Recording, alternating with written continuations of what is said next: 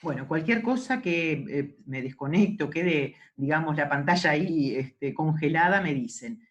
Vamos a empezar, bueno, en realidad vamos a retomar el tema de la semana pasada. ¿Se acuerdan que la semana pasada habíamos empezado ya con aquellos fármacos, sobre todo que reducen la precarga? Y dentro de los fármacos que reducen la precarga están los nitratos y nitritos, de los cuales estuvimos hablando la semana pasada, y habíamos quedado que a esa altura ya estaban todos medios dormidos, con lo que eran también los diuréticos. O sea, son fármacos que reducen la precarga tanto los nitratos o nitritos como los diuréticos porque disminuyen el retorno venoso.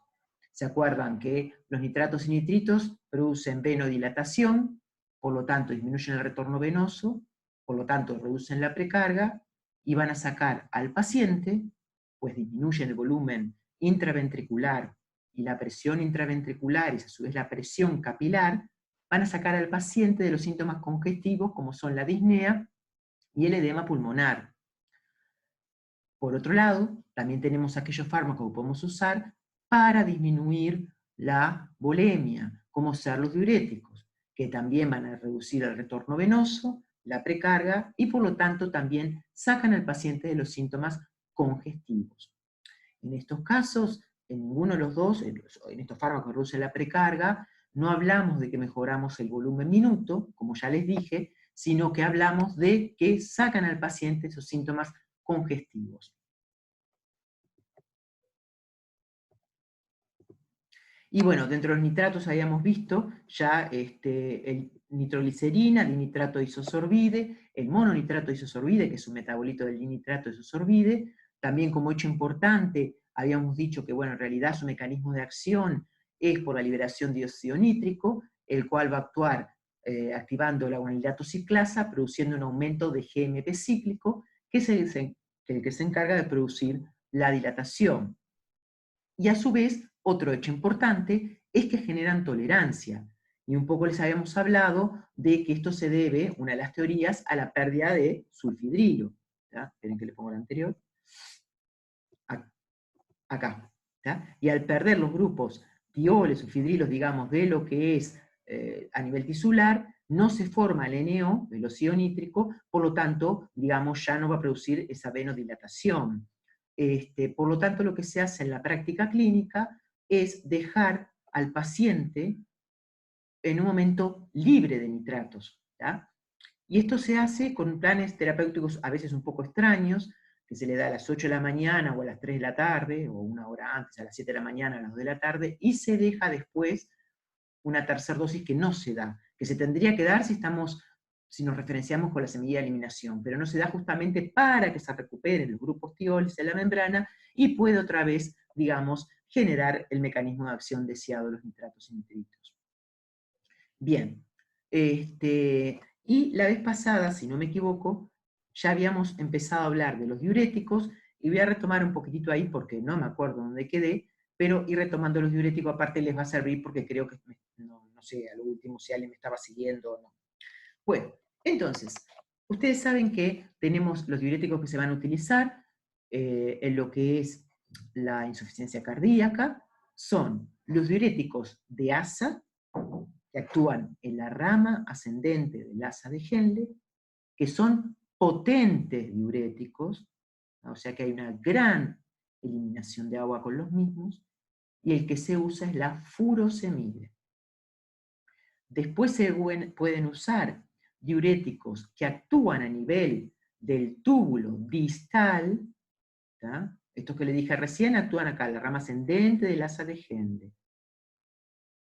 Otro segundo tipo de diurético se puede utilizar son los que actúan a nivel del túbulo distal, que son los tiacídicos.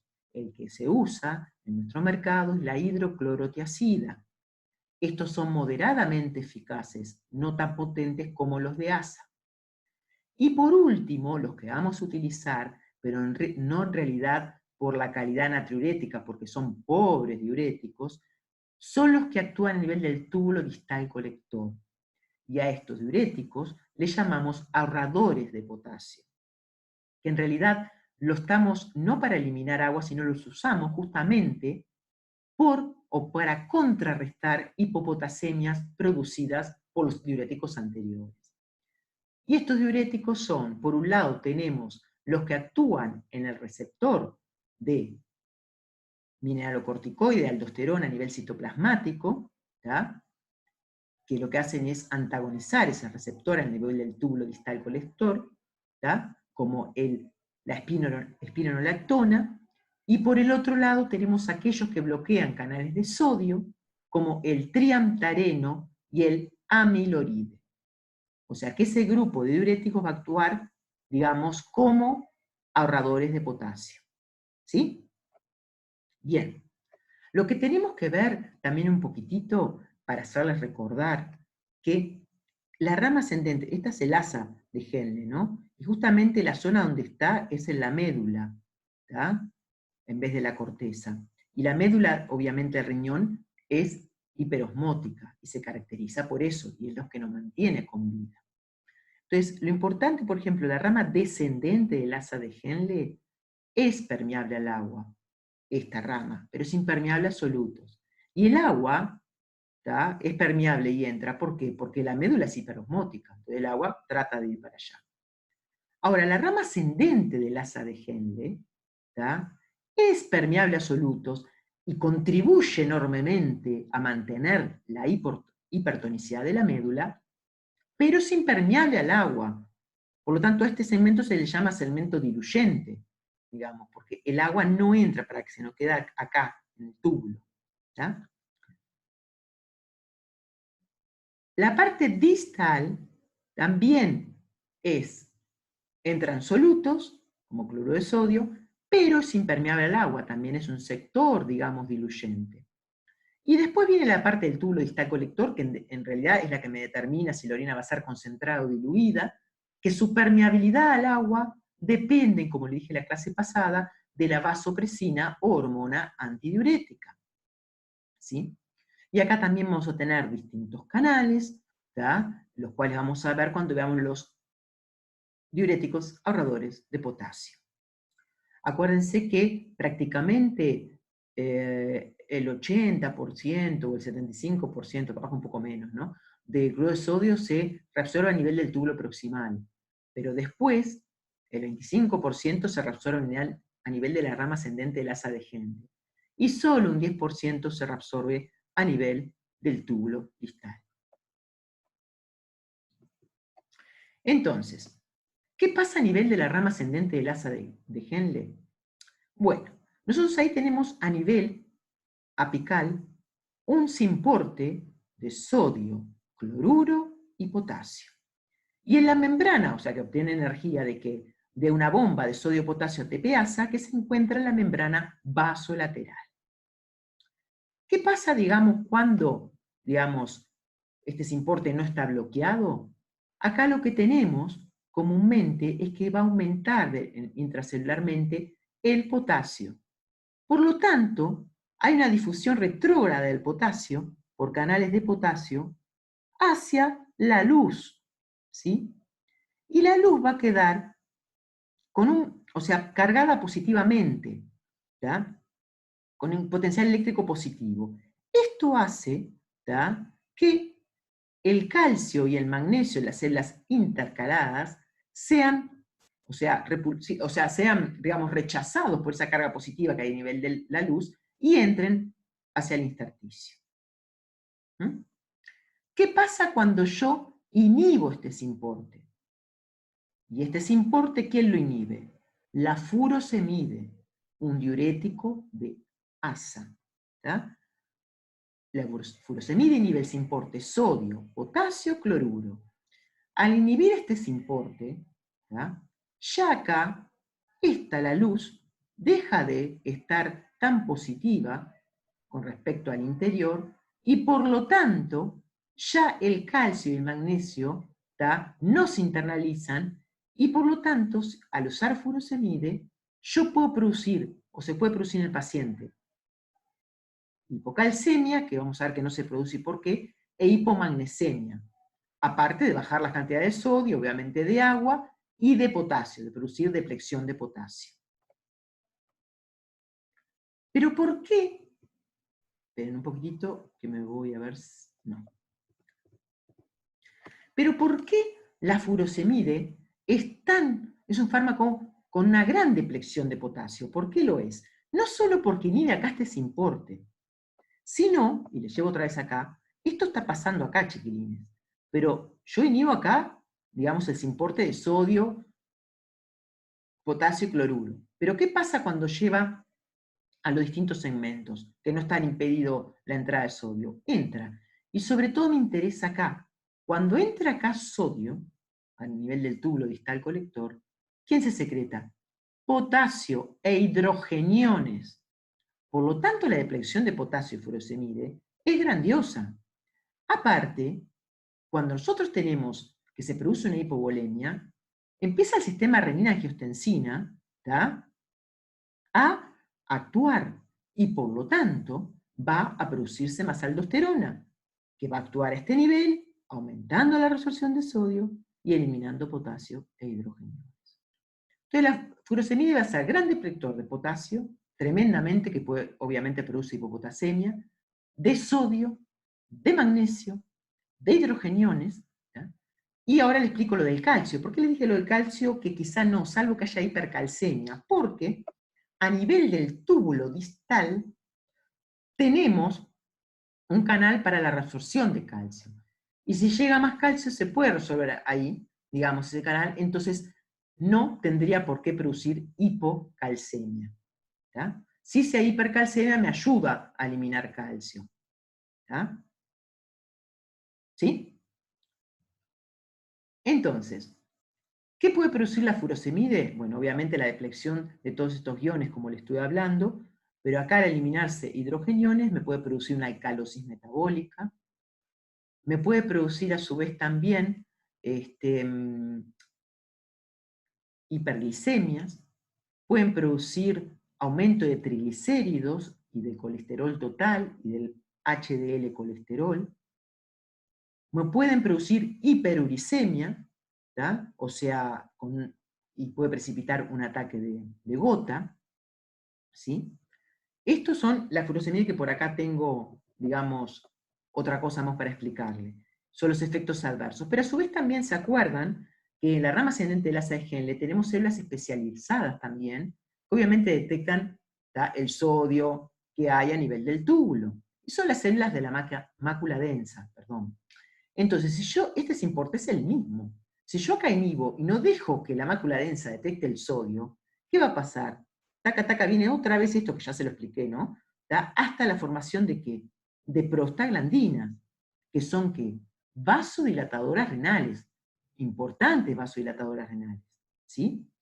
Entonces me quedo por acá ahora, ¿no? De las prostaglandinas. ¿Qué pasa si son gran vasodilatadoras renales? Bueno, produce una gran vasodilatación de la arteriola aferente, que es del riñón. Eso es bastante importante, sobre todo porque este fármaco permite ser utilizado, o puede ser utilizado en aquellos pacientes que tienen insuficiencia renal, ¿tá? Porque se oponen, comúnmente a la insuficiencia renal tenemos vasoconstricciones, y esta vasodilatación que produce la arteriola aferente, la furosemide, se opone a esas vasoconstricciones. A su vez ustedes piensen que para actuar, sobre todo estos diuréticos y los que vamos a nombrar ahora a continuación, tienen que llegar al túbulo, porque actúan a nivel del túbulo, o sea, desde la zona apical. Entonces, ¿cómo se elimina la furosemide? Muy poco por metabolismo. Ella se elimina sobre todo por filtración glomerular y por secreción tubular activa. Es un ácido, ¿tá? Tiene carácter ácido. Por lo tanto, es una sulfonamida y tiene carácter ácido, por lo tanto se elimina también por secreción tubular activa. Entonces, si tengo una vasodilatación arterial aferente, me llega más fármaco al sitio de acción. Pero ojo que tienen, acá me quedé acá, pero ojo, las prostaglandinas, actuando sobre las células extraglomerulares, ¿qué me hacen liberar? Renina. Y ojo al gol acá, porque ojo que estoy liberando renina, me viene toda la cascadita, y esto puede ser o convertirse en un freno diurético, que a la larga ya pierden la eficacia el diurético. Bueno, acá está la estructura de la furosemide, ¿tá? Como ven acá es una sulfonamida, se puede administrar por vía oral o por vía intravenosa, y la vía de eliminación es un 60% por vía renal. ¿Me están siguiendo por acá? ¿Se escucha? Sí. Perfecto. Entonces ahora vamos a entrar con los diuréticos, con el segundo grupo de diuréticos. Una cosa que le quería decir la furosemide, porque como lo preguntamos bastante, la furosemide, más allá que me puede bajar la presión arterial y me la baja, no es un fármaco de elección dentro de los diuréticos para disminuir la presión arterial, ¿no? Por la gran eliminación de agua que ocurre. Los fármacos diuréticos utilizados como antihipertensivos son este grupo que vamos a ver ahora, los diuréticos tiazídicos, ¿sí? Como la hidroclorotiazida. Sobre todo los diuréticos de asa que recién vimos, la furosemide, se usa para aquellos cuadros donde tenemos edema pulmonar, edema periférico, ¿no? Pero no para la presión arterial. ¿Tá? Estos son, digamos, los tiazídicos, la primera elección dentro de los diuréticos para bajar la presión arterial. ¿Dónde actúan los tiazídicos? Bueno, acá los tiazídicos actúan en el túbulo distal. A ese nivel, yo tengo un soporte de sodio cloruro. Obviamente tengo a nivel de la membrana vasolateral una sodio-potasio ATPasa, y también tengo un transportador de sodio-calcio a ese nivel. ¿Qué pasa? Comúnmente, cuando yo elevo, digamos, con los tiazídicos me inhiben, digamos, este transporte, ¿tá? De sodio, ¿tá? Sodio cloruro, este importe de sodio cloruro. ¿Y qué pasa? Me pueden hacer entrar más calcio por los canales de calcio que tengo ahí también, a ese nivel. ¿Por qué? Porque justamente va a haber una depleción de sodio a nivel intracelular y por lo tanto va a entrar sodio acá y va a salir calcio. Entonces este calcio que está acá me es impulsado hacia el intersticio, pudiendo producir hipercalcemia. Con respecto a los otros iones, también puede producir, obviamente, una gran depleción de potasio. ¿Por qué? Porque el sodio que no, o sea, que acá está impedido resolverse, puede llegar, es la misma explicación que para la furosemide. Yo no entendí por qué aumenta el calcio en este caso, al inhibir el transporte de sodio-cloro. Ahí va. Vos tenés que, cuando vos tenés acá que se inhibe el transporte, baja la concentración de sodio, ¿verdad? Sí. Adentro, ¿no? De las células, ¿sí? ¿Sí? Entonces pasa, por este transportador va a entrar más sodio para compensar. Y por lo tanto, el calcio que venía por acá, viene para acá y se empieza a entrar más. ¿Tá? Empieza a ir a la sangre. Claro, sí, sí, sí.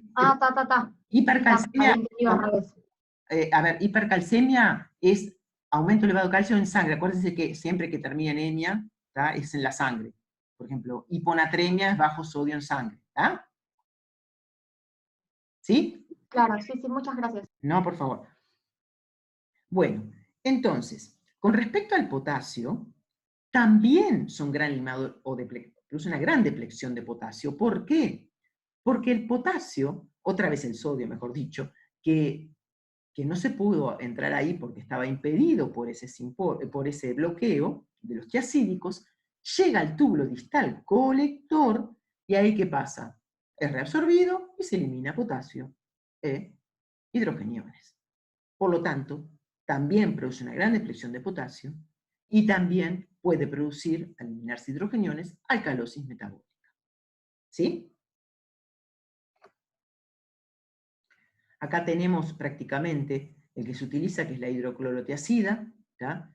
También se elimina la hidroclorotiazida prácticamente por eliminación renal. ¿tá? Y, perdón, también se elimina por filtración glomerular y secreción tubular activa. Bien. Ahorradores de potasio. Dentro de los ahorradores de potasio, que yo le dije que eran muy poco eficaz para producir una natriuresis, ¿tá? Pero sí para evitar uno de los efectos adversos que pueden producir los óxidos diuréticos, tenemos, por un lado, a la espironolactona y la eplerenona, que la eplerenona es año nueva en el mercado. ¿tá? Estos dos antagonizan el receptor citoplasmático de mineralocorticoides. Cuando hablo de mineralocorticoides, le estoy hablando del receptor citoplasmático a nivel del túbulo distal colector, de la aldosterona.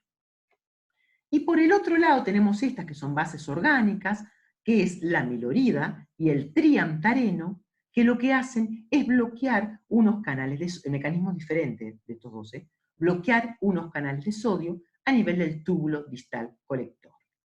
Y ahora vamos a ver un poquitito más sobre los mismos.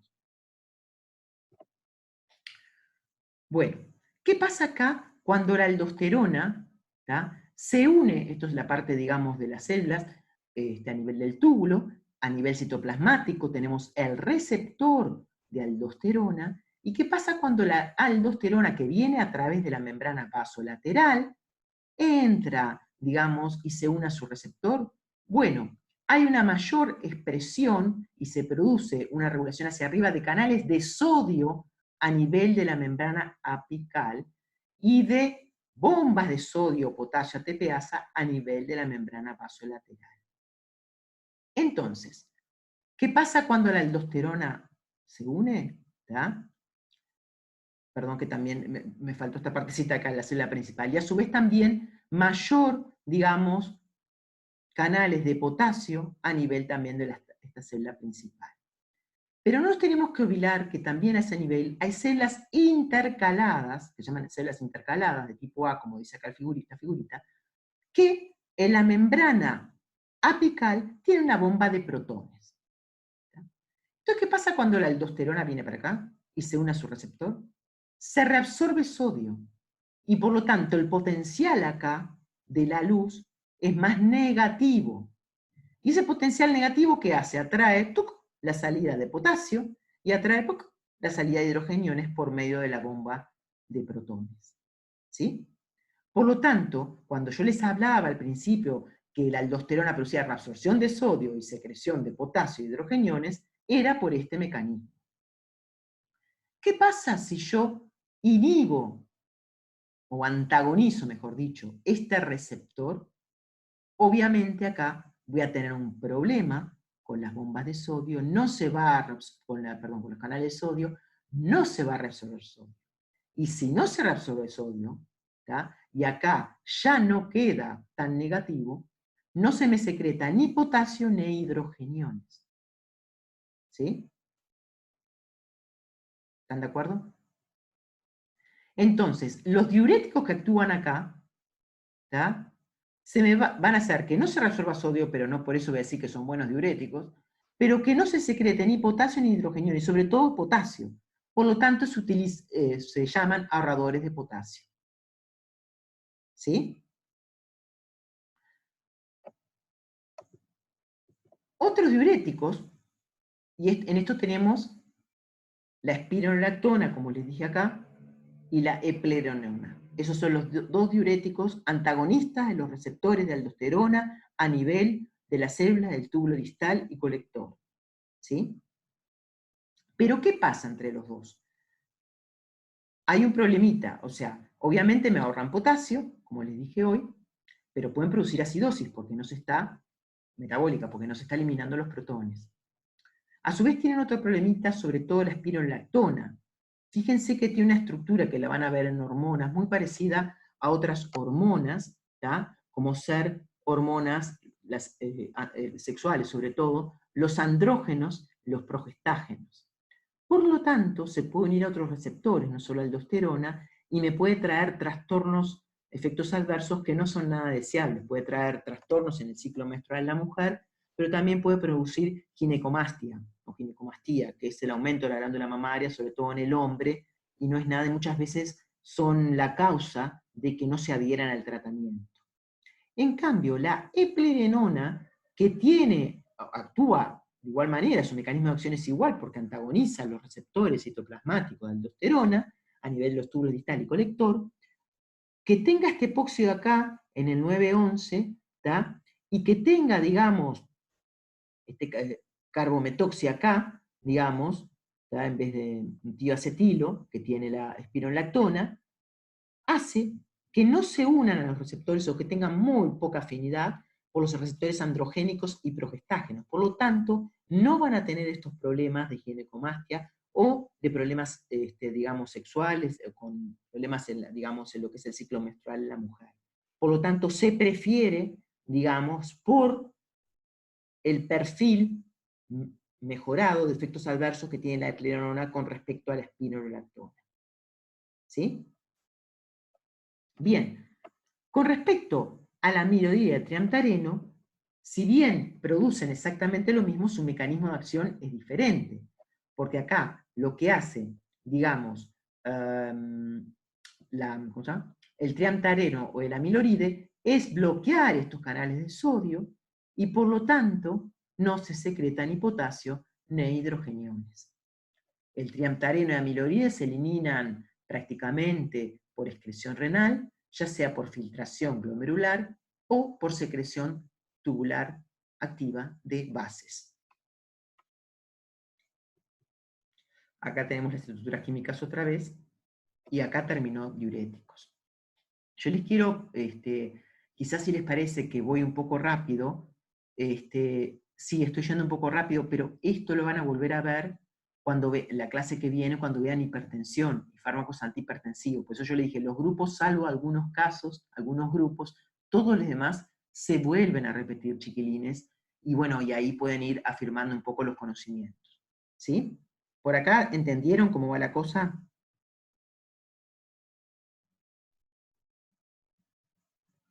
¿Me están escuchando? Sí. ¿Entendieron cómo va la cosa? Sí. Sí. Está. Bueno, sé que es mucha información, pero la cuestión es que lo vayan entendiendo, digamos, después hay que estudiarlo, que es otra cosa. Bueno, ahora vamos a ver fármacos que reducen la poscarga. Lo que vimos hoy fue la precarga. Ahora lo que reducen la poscarga. Lo que le reduce la poscarga, obviamente, van a disminuir, ¿qué? O sea, sobre todo van a producir vasodilataciones arteriolares, que disminuyen la resistencia periférica, y por lo tanto van a reducir la poscarga. Y al reducir la poscarga, lo que hacen está bueno porque, ¿qué pasa? Me aumentan el volumen minuto. ¿Se acuerdan que al reducir la precarga eso no pasaba? Pero al reducir la poscarga ya el corazón no tiene que luchar contra algo que es la resistencia periférica para abrir las válvulas. Entonces mejora el volumen minuto, sin actuar sobre directamente como hacía la digoxina, que actuaba aumentándolo, pero porque porque era inotrópico positivo y aumentaba la fuerza de contracción, ¿me entienden? Estos son reduciendo la poscarga. Y tenemos algunos tipos de fármacos que vamos a ir viendo, que algunos son usados más en emergencia, pero que igual se los voy a ir dando, y otros sí son usados más en la práctica clínica, digamos, en el paciente ambulatorio o en el paciente internado sin estar en emergencia. Y dentro de los fármacos tenemos vasodilatadores arteriales, que en esos vasodilatadores arteriales vamos a ver tres que son directos, ¿ya?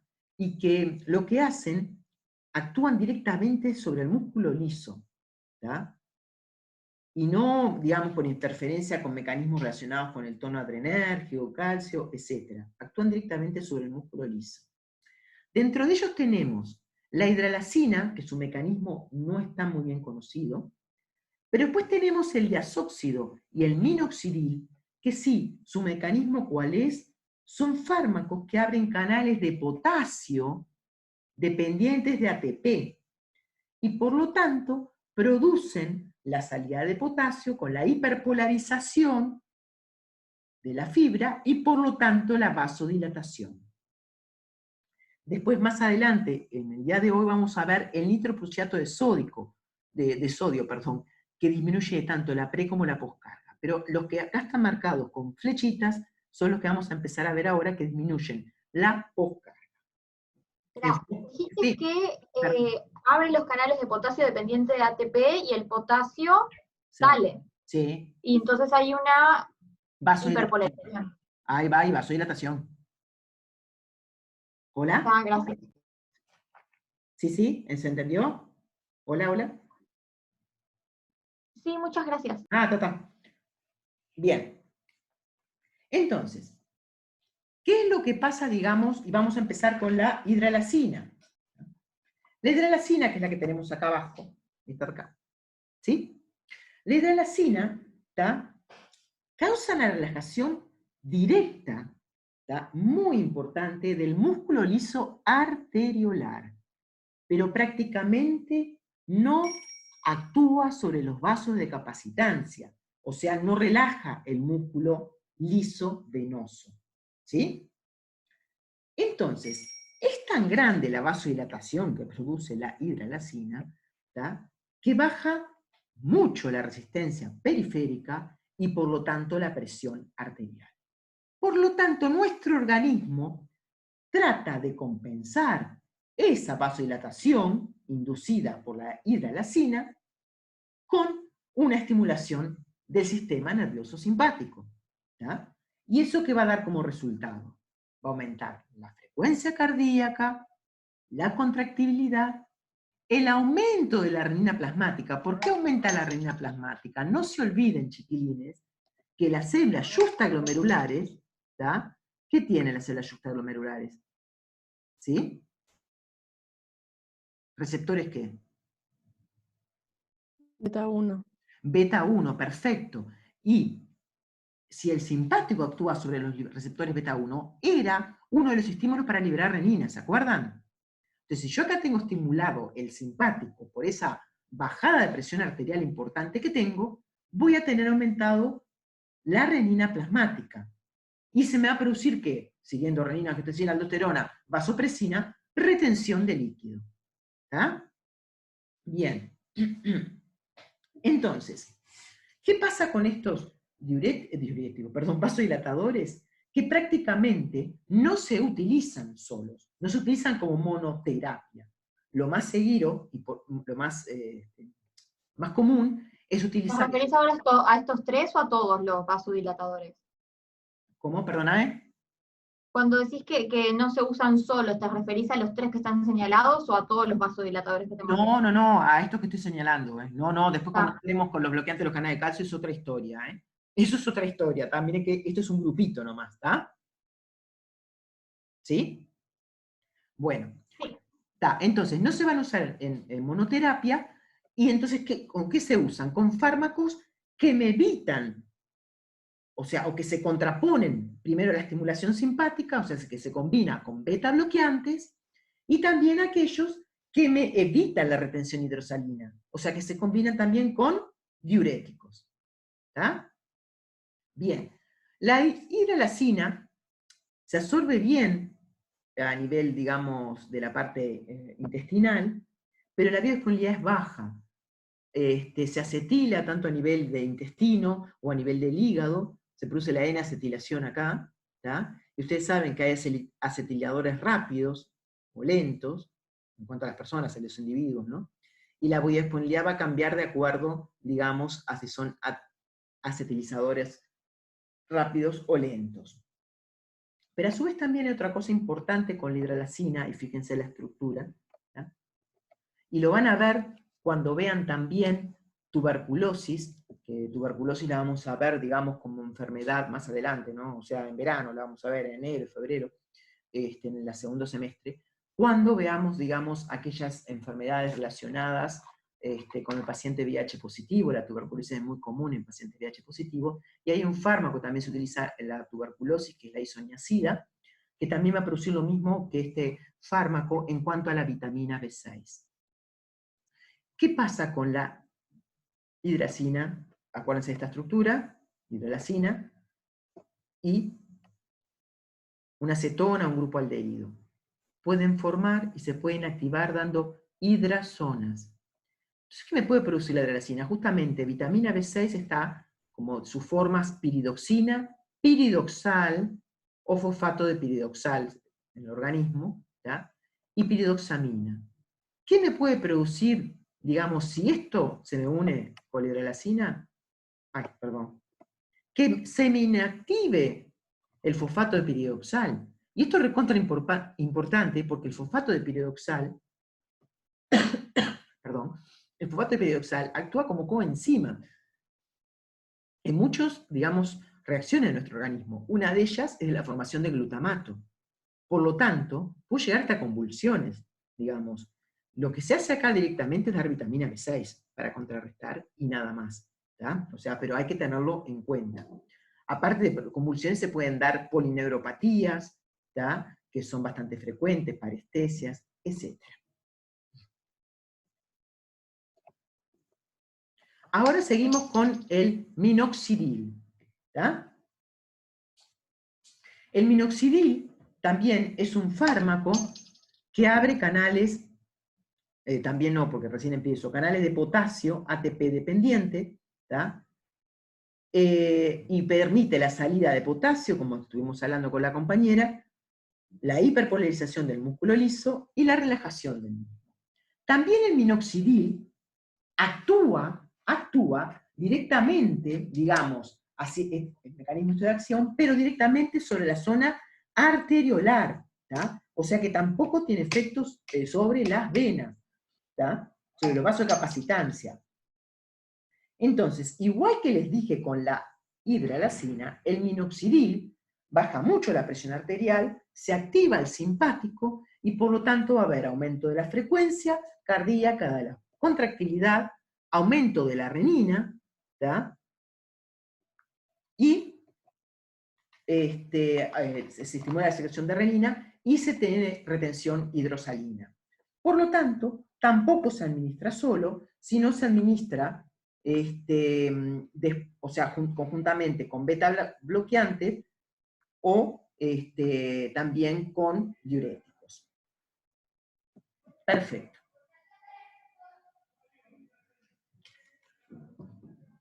Esperen que tengo un barullito de ruido de fondo que ni les cuento. Bueno, ¿me están escuchando? Sí, ¿no? Sí.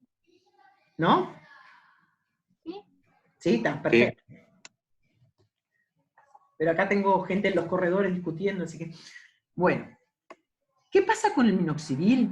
El minoxidil, aparte de las cosas que les dije hoy, digamos que ya lo vimos con la hidralazina, el minoxidil también puede producir hipertricosis. ¿Qué es la hipertricosis?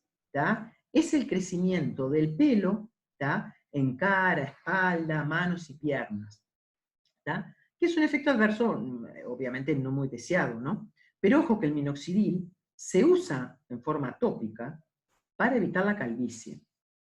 Y por más que frotemos, le digo a los hombres, porque es muy usado obviamente la calvicie de hombres, por más que froten y froten, minoxidil, tengan cuidado con frotar tanto que se les puede pasar la circulación sistémica y le va a venir una bajada de presión arterial brutal. O sea, ¿qué tal? Porque froten más la cabeza no le va a sacar ni más pelo, ¿no? Pero se usa para calvicie en los hombres también. ¿Está? Bien.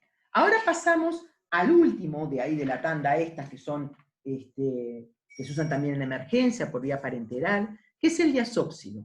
¿Tá? Otra vez el diazóxido tiene el mismo mecanismo de acción que el minoxidil, ¿tá? O sea que actúa a nivel de los canales potasio, sensibles a ATP, y se genera relajación, ¿tá?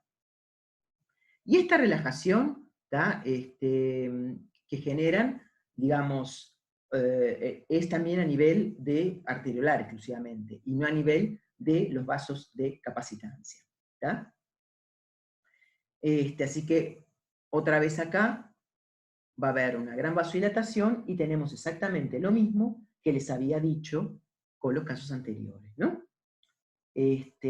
Bueno, prácticamente digamos, una de las cosas que me olvidé decirle que es importante es que pueden producir aquellos fármacos que abren los canales de potasio ATP dependiente, pueden producir hiperglicemia, o sea, inhibir la secreción de insulina a partir de las células beta pancreáticas.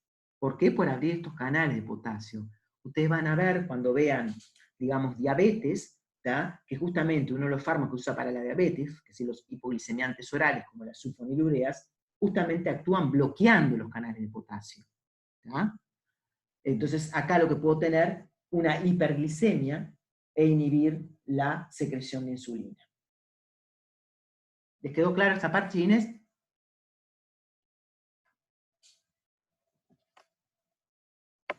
¿Sí? Sí. Bien. Esperen 2 minutitos que tengo que contestar una cosa. Ya sigo.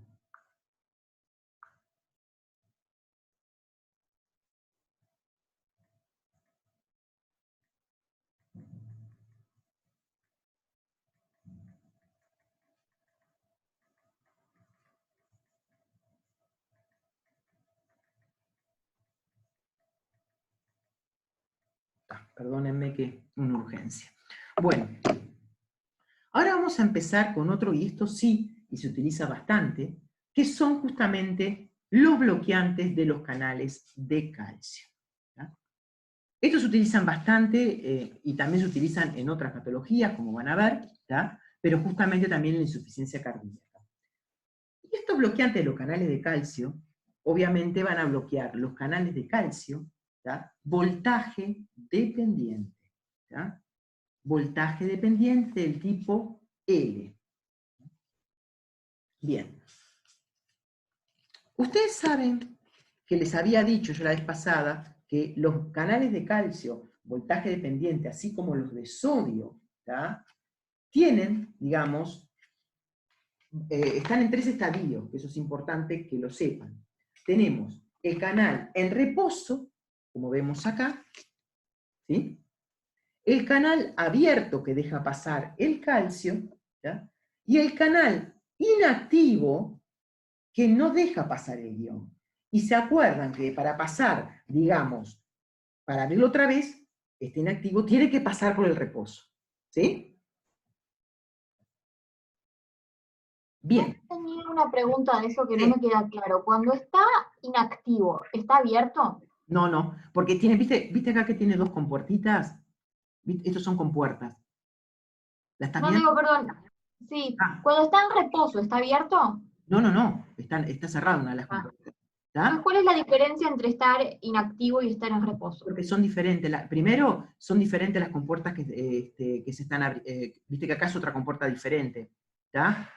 Esta es una externa, digamos, cuando está en reposo. Y esta, en la inactiva, es una interna. ¿Tá? Y se abren a voltajes diferentes. Ah, ok, ¿Tá? muchas gracias. ¿Sí? Porque, por ejemplo, ¿se acuerdan que, por ejemplo, o sea, para pasar de inactivo a reposo, tiene que llegar a voltajes más negativos, ¿tá? Si no, en inactivo no. En inactivo tenés voltajes hasta electropositivos, ¿tá? ¿Sí? Ah, sí. ¿Tá? Bien.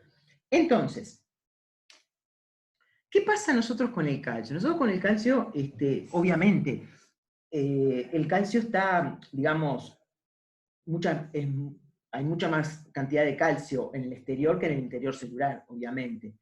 Por lo tanto, hay un elevado gradiente químico como para introducir el calcio, ¿no? Al interior celular. Pero a su vez también, el interior celular es negativo con respecto al exterior. Por lo tanto, también, digamos, el calcio tendería a entrar, ¿sí? Digamos, justamente de positivo a negativo, ¿no? O sea, lo atraería a entrar al interior del celular, ¿está?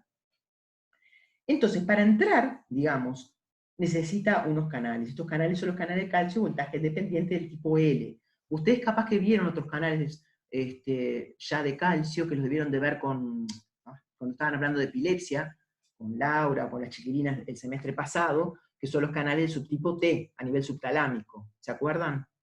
Sí, sí, los vimos. Ahí va. Donde actuaba el valproico, la etoximida, las corrientes de calcio, esas lentas a nivel de esos canales. Bueno, estos son otro tipo de canales, son canales tipo L. ¿Tá? Entonces, ese enorme gradiente eléctrico-químico va a empujar al catión hacia el interior celular. ¿Sí? Bueno, eso es, digamos, la aplicación de por qué entre. Pero, a su vez, también tenemos que, una cosa muy, muy importante, es que dentro de los bloqueantes de los canales de calcio, tenemos, por un lado, desde el punto de vista de estructura química, son 3 grupos. En una son un fármaco cada uno, pero son las dihidropiridinas, el verapamilo y el diltiazem. O sea, desde el punto de vista de la estructura, son diferentes. Entonces son dihidropiridinas, después tenemos el verapamilo, que es una benzilalquilamina, y el diltiazem, que es una benzotiazepina. ¿Ya? O sea, desde el punto de vista química son diferentes. Pero desde el punto de vista fisiológico de lo que van a realizar, tenemos que son como 2 grupos, las dihidropiridinas por un lado y el verapamilo y diltiazem por el otro. Porque las dihidropiridinas tienen mucha, mucha más afinidad por el músculo liso vascular. En cambio, el verapamilo y diltiazem tienen casi igual afinidad por el músculo liso vascular y por el corazón. Y eso es importante que se acuerden. ¿Ya? Bien. Entonces, hoy dije que eran canales voltaje dependiente. Pero también, en el caso sobre todo que hable del verapamilo y diltiazem, tengo que hablar que son frecuencia dependientes. ¿Tá? ¿Qué significa eso? Que cuanto más veces se abre el canal, mayor va a ser el bloqueo. Entonces, justamente, ¿cuánto va a estar más abierto el canal? A frecuencias más rápidas. Y por lo tanto, el verapamilo y el diltiazem son bastante comunes que se utilicen como fármacos antiarrítmicos. Porque si tenemos una arritmia, va a haber una frecuencia mucho más rápida y va a haber un mejor bloqueo de estos fármacos porque el canal va a estar, digamos, o se va a abrir más veces.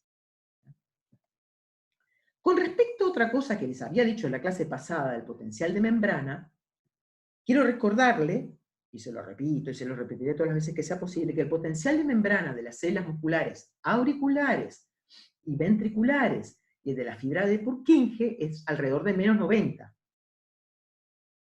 Pero el potencial de membrana está mucho más despolarizado. A mí se me cortó, no sé si a los demás se les cortó. A ver. Sí, a mí también. ¿Ahora, chiquilines? Ahora sí, ahora se escucha bien. ¿Sí? Se cortó y no entendí lo que dijiste de las de Purkinje. Está. A ver, no, justamente en eso no se les puede cortar, esperen un poquito, ¿no? ¿Se acuerdan que les había dicho en la clase pasada que el potencial de membrana, en reposo, ¿sí? De las células auriculares, células musculares auriculares y ventriculares, y el de la fibra de Purkinje es de menos 90 milivoltios, ¿sí? Sí. Está. Pero el potencial de membrana está mucho más despolarizado, alrededor de menos 60 milivoltios, en el nodo sinauricular, en el nodo aurículo-ventricular y en el músculo liso vascular. ¿No? Y también después van a ver que en el miocardio isquémico. Y ahí más o menos el potencial de reposo es menos 60. ¿No? Entonces, los antagonistas de los canales de calcio, esto que estamos viendo, bloquean mejor los canales de voltaje de subtipo L a potenciales más despolarizados. Y por lo tanto su actividad va a estar más sobre el músculo liso vascular y sobre los nodos sinoauricular y aurículo-ventricular. ¿Sí? Sí. ¿Está? Bien. Esperen a ver un poquitito. Son todas estructuras. Entonces vamos a seguir hablando. Bueno, entonces, vamos a ver las diferencias entre las dihidropiridinas, en los cuales la más conocida, que justamente no fue la primera acá, es la nifedipina, es la cabeza de grupo, aunque aparece acá por acá, pero es la cabeza de grupo, es la nifedipina. Y otra que se usa bastante es la amlodipina, y son bastante diferentes, no en cuanto a las estructuras químicas son dihidropiridinas, pero sino desde el punto de vista farmacocinético. Entonces, ¿qué pasa con las dihidropiridinas? Yo les dije que actuaba mucho sobre el músculo liso vascular, ¿ya? Y ahí que bloquean, justamente bloquean la acción del calcio y por lo tanto producen vasodilatación arterial, ¿verdad? Y sobre todo para aquellas que actúan rápidamente, de inicio rápido, como es el nifedipino de liberación convencional, hay una caída brusca de la resistencia periférica. Esa caída brusca de la resistencia periférica, ¿qué me hace? Disminuir la presión arterial. Entonces eso no va a pasar para nada desapercibido, va a venir otra vez el mecanismo compensador, o sea, el simpático, que me va a querer aumentar la frecuencia y el gasto cardíaco. Entonces, estas dihidropiridinas, ¿tá? Es bastante complicada porque me pueden aumentar las demandas miocárdicas de oxígeno, al aumentarme la frecuencia y al aumentarme la fuerza de contracción. ¿Tá? ¿Sí? Pero ¿qué pasa? Eso se ve mucho con la nifedipina de liberación inmediata. Pero con la amlodipina, ¿tá? Eso no se ve mucho. La nifedipina de liberación inmediata tiene una semivida de alrededor, no sé, de 3 horas. En cambio, la amlodipina, ¿tá? Se absorbe lentamente y se elimina lento. Y prácticamente sus concentraciones en estado estacionario son muy estables. Es como si fuera una deliberación prolongada, ¿ya? O sea, tiene una semilla aproximadamente, como, no sé, como de 40 y pico de horas, 50 horas, ¿no? Entonces tiene menos picos y valles, o sea, hay menos oscilación pico-valle comparado a la nifedipina de liberación inmediata. Y en este caso, no tenemos quizás esa complicación, digamos, de lo que sería la estimulación simpática. ¿Ya? Con respecto a la nifedipina, obviamente esta liberación inmediata, vieron que era una porquería, ¿no? Porque digo, si me tiene tantos trastornos, digamos, tantos efectos de aumentar el simpático, ha habido cambios también del punto de vista tecnológico, y así fue cuando apareció la nifedipina oros, que es una liberación osmótica y que va a producir también niveles bastante estables, y es la que se usa en la práctica clínica. Todos estos fármacos, ¿ya? Bueno, eso después se lo digo, ¿no? Otra cosita importante. Eso por un lado por las dihidropiridinas, con lo cual hay que tener cuidado, y comúnmente las dihidropiridinas no se usan como antiarrítmicos, porque pueden producir bastantes complicaciones. Pero el verapamilo y diltiazem, que desde el punto de vista de estructura química son diferentes, pero desde el punto de vista, digamos, de cómo actúan, tienen igual afinidad por el músculo liso vascular que por el corazón. Y hoy yo les dije que los potenciales de membranas más despolarizados están en el músculo liso vascular, en el nodo sinoauricular y en el aurículo ventricular. Por lo tanto, el verapamilo y el diltiazem me van a producir disminución de la resistencia periférica, porque se produce una vasodilatación a nivel arteriolar, y me van a producir a nivel del corazón cronotropismo negativo y dromotropismo negativo. O sea, disminuye, digamos, la frecuencia cardíaca y se me hace más lenta la velocidad de conducción aurículo-ventricular. ¿Y qué pasa con la fuerza? El inotropismo.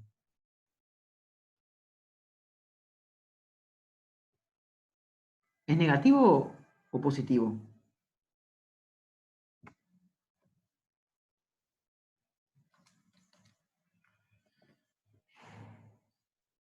¿Es negativo o positivo?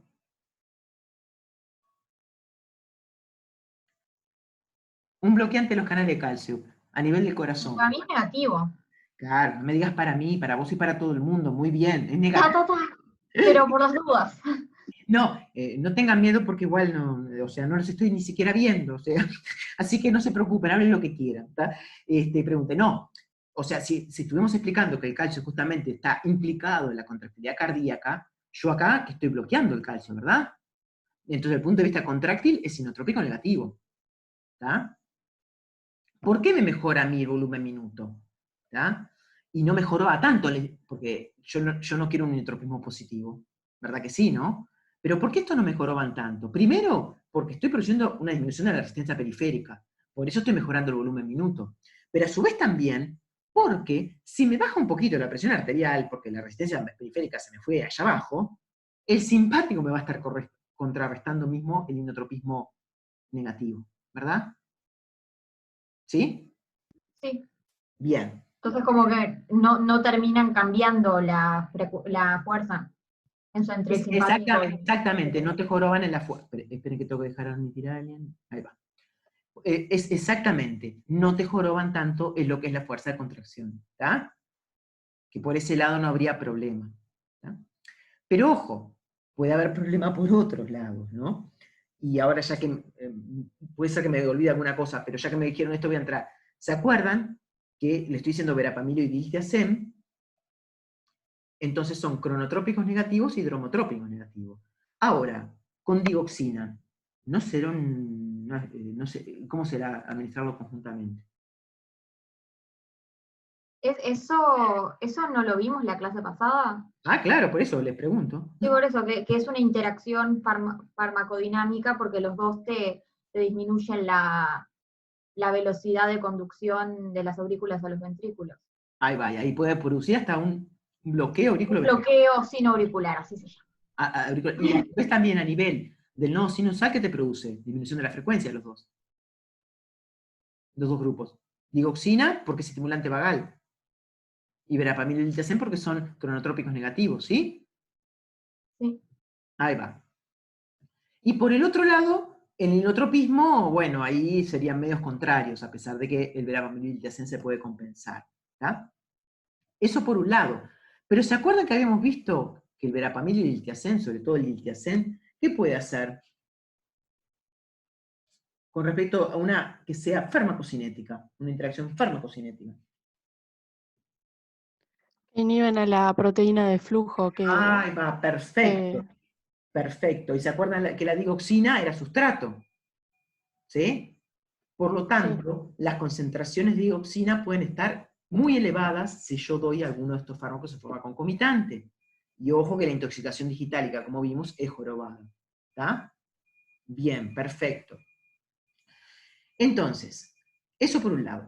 Le quería decir también que el verapamil y diltiazem, que después lo van a ver con Cecilia cuando hagan angina de pecho, son vasodilatadores coronarios también, a nivel de las coronarias. Y es uno de los usos que para determinado tipo de angina, que es una que, digamos, espásmica, ¿está? Pero eso lo van a ver después, pero les quería decir que también son vasodilatadores coronarios, que eso es importante que se los diga ahora, ¿está? Bueno, dentro de lo que es, digamos, los efectos, digamos, adversos, bueno, vamos a ver con las características farmacocinéticas, en realidad se pueden administrar todos por vía oral. El problema es que tienen, y bueno, se administran igual por vía oral, pero tienen, digamos, un efecto de primer pasaje, un metabolismo presistémico muy importante, y la biodisponibilidad de todos ellos es bastante baja. ¿Ya? Las semillas son cortas, no digo la amlodipina, que es algo diferente, ¿está? Pero sí la de, por ejemplo, del verapamilo tiene un metabolito activo, que es el norverapamilo, y la semilla es corta, de 3 horas, 5 horas, lo mismo con el diltiazem. Dentro de las reacciones adversas, más allá de una vasodilatación que puede ser prolongada y que puede producir rubor facial, mareo, edema periférico, o dolor de cabeza, cefaleas, también tenemos que estos fármacos, y sobre todo se ve bastante con el verapamilo, pueden producir estreñimiento importante. Y eso es algo a tener en cuenta. Primero, a veces la gente se olvida de los estreñimientos, a veces en pacientes añosos puede ser muy jorobado, ya que en el paciente añoso el peristaltismo intestinal ya está disminuido de por sí, o a veces está tomando también opioides, que los opioides también producen estreñimiento, y bueno, termina el paciente complicado con un estreñimiento que se pudo haber evitado, más allá de una dieta rica en fibras, con algún laxante, ¿no? ¿Y por qué producen estreñimiento? Y porque justamente la motilidad de la fibra lisa intestinal está asociada con la activación de los canales de calcio. Y si yo los bloqueo, va a disminuir la motilidad de la misma. ¿Está? ¿Sí? ¿Me van siguiendo? Otra de las interacciones farmacodinámicas, hoy les dije con la digoxina, pero también no se olviden de con los beta bloqueantes, ya que con los beta bloqueantes pasaría también lo mismo en cuanto a la bradicardia y al bloqueo auriculoventricular. Y a su vez también pueden producir efectos, digamos, de inotropismo negativo ahí que se me pueden asociar, porque digo, ¿se acuerdan que, digamos, los beta bloqueantes también son inotrópicos negativos? ¿Mm?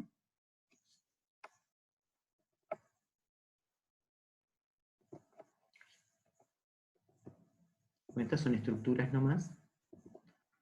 Bueno, paso a los bloqueantes alfa. Chines, ¿tienen alguna duda hasta ahí? O capaz me dicen ahora son todas dudas.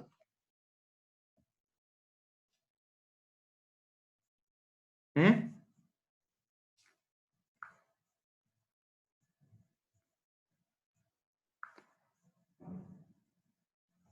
¿Me están escuchando? Sí, yo no tengo ninguna duda. Está. Alfa bloqueantes. Bloqueantes alfa 1 no son de los más usados y por lo tanto no me voy a meter con esto. Sí lo van a ver con fármacos antihipertensivos.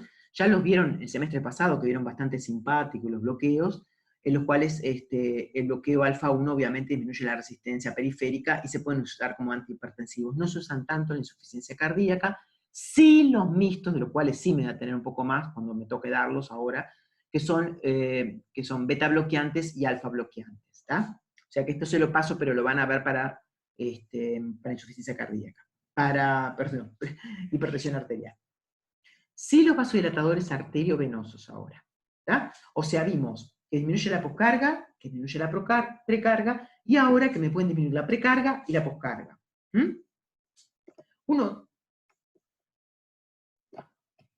Y acá tenemos los IECAS y los ARAS. Los IECAS son los inhibidores de la enzima convertidora de angiostensina. Y los ARA son los antagonistas de los receptores de angiostensina. O sea que me actúan diferente, en dos lugares diferentes de la misma vía. ¿Está? ¿Y por qué aparecieron los ARA? Porque ustedes, bueno, ¿por qué utilizo los? O sea, porque hay dos grupos diferentes de la misma vía. Porque ustedes se acuerdan cuando yo les dije, digamos, que yo puedo pasar, y creo que lo puse para acá, esperen un poquitito, acá, yo puedo pasar de angiostensina 1 a la 2 sin usar la enzima convertidora de angiostensina, ¿verdad? Y por lo tanto, si yo inhibo acá, se me puede formar algo de angiostensina 2. O también puedo pasar al angiostensinógeno, que era sustrato de renina, puede ser convertido a angiostensina 2 por otras enzimas no renina. Por lo tanto, yo cuando doy IECA, estoy acá, digamos, inhibiendo. ¿Ya? Y estos dos no. ¿Qué pasa si yo ataco acá, antagonizando el receptor de angiostensina 2, que hay dos subtipos, AT1 y AT2, pero sobre todo los fármacos que tenemos en el mercado son bloqueadores de los receptores AT1. Bueno, acá no jorobé para nada, se me forma la angiostensina 2 por donde se me forme, pero la bloqueo acá, en su unión con el receptor. ¿Está? Pero a su vez, yo tengo que la enzima convertidora de angiostensina también me actuaba sobre la bradykinin produciendo productos inactivos. La bradykinin es gran vasodilatador. Ahora, si yo inhibo la enzima convertidora de angiostensina, la angiostensina 1 no pasa a la angiostensina 2, pero la bradykinina tampoco se metaboliza a metabolitos inactivos y se puede haber un acúmulo de bradykinina, que el cual, digamos, es precursor, digamos, para formar prostaglandinas o óxido nítrico. Entonces, ¿cómo actúan los IECA? Acá yo se los voy a poner acá, pero bueno.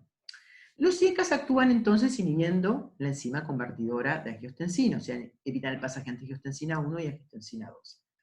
Si no se forma angiostensina 2, ¿qué me va a pasar? Es una pregunta. ¿Se acuerdan que la angiostensina 2 era recontra vasoconstrictora, no? Sí, y además estimulaba el simpático, ¿no? Perfecto. Entonces, ¿qué me puede pasar a nivel de la precarga y la poscarga?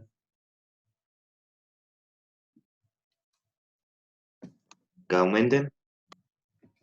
No va a disminuir la poscarga por... Claro, va a disminuir, no que aumenten. A ver el varón. Claro, o sea, cuando inhibís a la IECA, decís, no cuando se te activa el simpático. Va, Cuando exactamente. inhibís a la IECA. De acuerdo a lo que me dijo la compañera, si vos tenés la angiostensina 2 y el simpático, obviamente la precarga y la poscarga aumentan, ¿verdad? Fue lo que creo que me dijiste vos, el varón, porque como no sé el nombre, ¿sí? Pero si yo inhibo, Sí. pero si yo inhibo justamente la formación de angiostensina 2, ¿qué tenés? Una disminución de la angiostensina 2, ¿verdad? Porque no se está Sí. formando. Entonces disminuye la poscarga y la precarga. Bien. ¿Ahora sí? Sí, sí. Pero a su vez también, piensen que no terminaba la cosita con angiostensina 2. La angiostensina 2, ¿qué me hacía eliminar? ¿Qué me provocaba la angiostensina? No me digan todo. Aldosterona. Exactamente, me hacía que la corteza suprarrenal largara aldosterona. Acá ya no se va a largar tanto aldosterona, entonces. Va a disminuir la volemia. Perfecto, se va a producir un efecto de diuresis, ¿no? ¿Verdad? Sí. ¿Qué hacía la aldosterona? A ver, recuérdamelo porque me olvidé yo. ¿Qué hacía la aldosterona? A ver. A nivel del túbulo distal colector. Reabsorción de sodio y agua. Y excreción de potasio y hidrogenados. Ahí va. Pero ¿qué pasa? Si yo no tengo aldosterona, no se me reabsorbe sodio ni agua, o sea, el agua le sigue al sodio, tampoco se va a eliminar ¿cómo se llama? Potasio e hidrogeniones. Por lo tanto, me producen diuresis, ¿verdad? Cierta diuresis. Y aparte tampoco, ¿qué pasaba? Termina todo en vasopresina o antidiurética, ¿verdad? ¿Sí? Entonces no se me va a formar tanto. Eso yo en la clase pasada no lo entendí. ¿Cómo llegamos a la vasopresina? O sea, en todo el sistema no entiendo cómo se llega. La vasopresina, digamos, la vasopresina justamente está muy relacionada a la cantidad de sodio y potasio.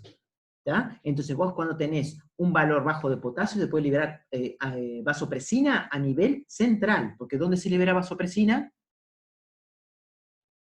¿A nivel de dónde? De la neurohipófisis, allá arriba. Pero ¿Se acuerdan se que libera tenés cuando tenés bajos niveles ¿de qué? potasio? Uno de los mecanismos de Potasio. potasio. ¿Tá? Pero no sería lo que pasa cuando No. se libera aldosterona. ¿Y la aldosterona cómo actúa? No reabsorbe potasio. No, elimina potasio al revés, sí, perdón. Ya, creo que a esta altura los estoy mareando. No, es que es complicado todo el ciclo, pero ¿Sí? ahora sí No, entendí muchas cosas. yo se los hago así para que lo vayan pensando. Yo sé que es complicado, pero digo, ¿está? Bueno, y también por la molaridad, también la vasopresina. Entonces, sale vasopresina. La vasopresina es antidiurética, pero si no se elimina tanta vasopresina, voy a tener más diuresis, ¿verdad? Y me va a mejorar en disminuir la precarga. Por lo tanto, los IECA disminuyen la apocarga y la precarga. Ahora entendieron por qué. Queda un poco largo todo. ¿Sí? Sí, Está. Pero si ves hay otra cosa, y los agarro acá, que también, eso lo vieron, pero también les dije que había un acúmulo de bradykinin. Y la bradykinin puede ser acumular prostaglandinas y óxido nítrico. Por lo tanto, esto ayudan, que son gran vasodilatadores, a la vasodilatación producida. ¿Está? Bueno, bien. Ya más o menos entendieron lo que hacen los IECA. Obviamente, a los IECA, ¿qué se le dice que son? O sea, son cardioprotectores, porque se acuerdan que la aldosterona y la angiotensina eran una garra para el corazón y para el músculo, para células vasculares, ¿verdad? Toda la hipertrofia, remodelamiento cardíaco, era tremendo.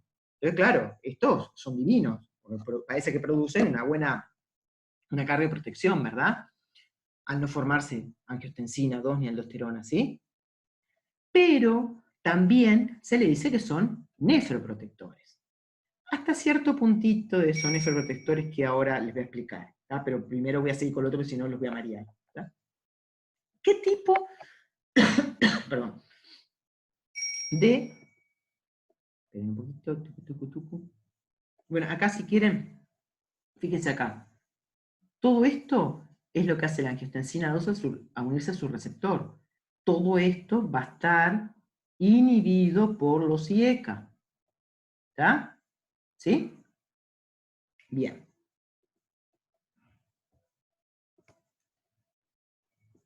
Acá.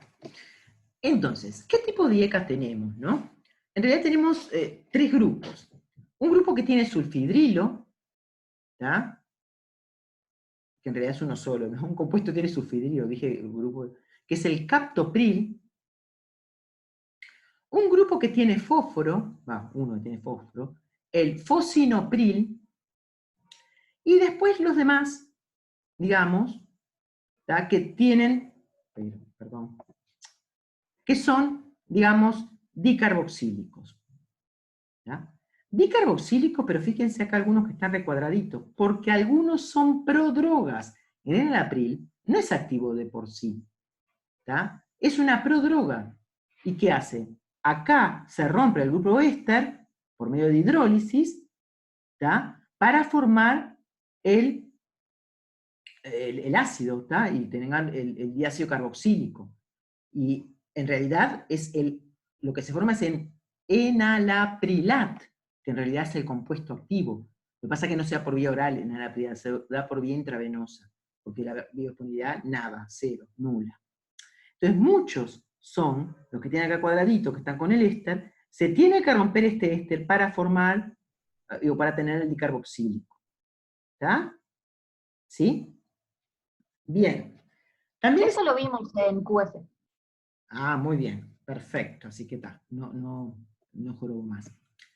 ¿Cómo se elimina la mayoría? Acá tienen un poco las propiedades, las características principales, si son profármaco o no, pero la mayoría se elimina en gran proporción por eliminación renal, por excreción renal. Por lo tanto, tenemos que tener cuidado, sobre todo en aquellos pacientes que tienen problemas renales, y en eso se lo estoy diciendo a quien, sobre todo, a los pacientes de edad avanzada, ¿tá? Porque es muy común que pueden estar tomando, sobre todo porque las enfermedades cardiovasculares se asocian con edad avanzada. Bueno, eso es una máxima que ya no está, porque ustedes ahora saben que hay gente joven que tiene enfermedades cardiovasculares, pero se asocia más con pacientes de edad avanzada. Y por lo tanto, vamos a ver un poco de los efectos adversos que pueden producir IECA. Por un lado pueden producir hipotensión, obviamente, ¿no? Disminuyendo la precarga y la poscarga pueden producir hipotensión. Pero con respecto al potasio, y esto me interesa, ¿qué puede producir? ¿Hipo o hiperpotasemia?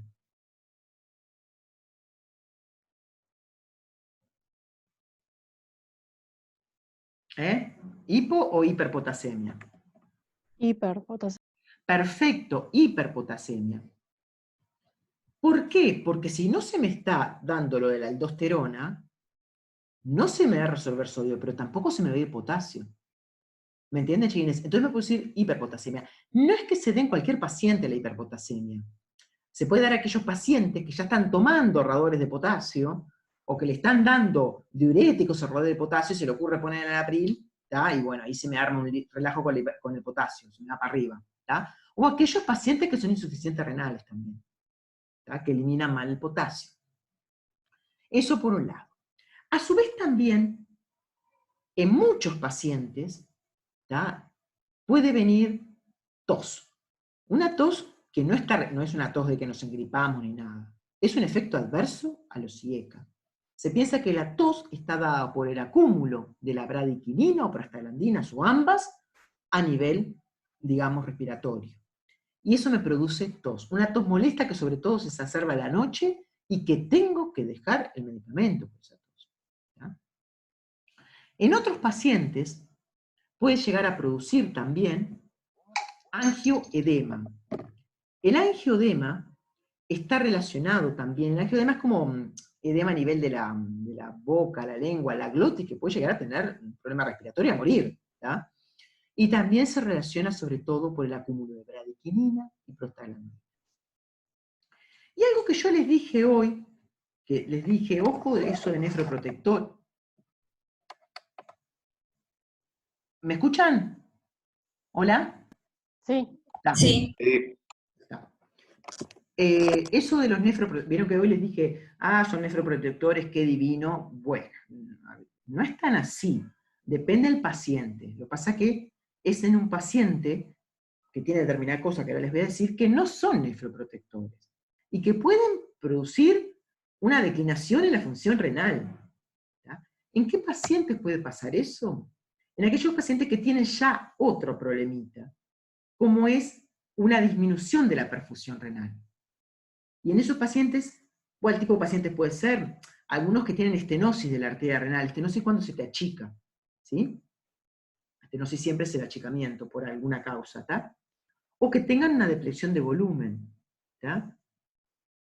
Entonces, en ese caso, la presión de perfusión, ¿tá? O la presión digamos, de arteriolar aferente está disminuida en el glomérulo. ¿Y cómo se mantiene la filtración glomerular siempre? Si pasa eso, siempre la filtración glomerular la tenemos que mantener. ¿Quién la mantiene? La angiotensina 2. ¿Por qué qué hace? Produce la vasoconstricción de la arteriola eferente. Entonces dice, sí, te me bajaste acá, túcate. Te aprieto del otro lado de la arteriola eferente y mantiene la filtración glomerular adecuada. Pero acá, si estoy bloqueando la formación de angiotensina 2, ¿tá? Justamente acá, ¿qué va a ser? Una vasodilatación de la arteriola eferente. Y por lo tanto, voy a tener una reducción en la filtración glomerular, en este escenario, ¿no? Bien. Perfecto. Ahora, sí, De disminución de la perfusión en los riñones, ¿no le pasa a toda la gente mayor, no solo a la gente que tiene problemas? sí, pero sobre todo se da más con la estenosis. ¿tá? ¿Y sabés por qué se lo digo? ¿Me están escuchando? Dije algo muy bueno. ¿Hola? ¿Me escuchan? ¿Hola? Se está cortando, no se Bien. escucha. No, no se escuchó. No se cortó todo. ¿Ahora? ¿Ahora se cortó?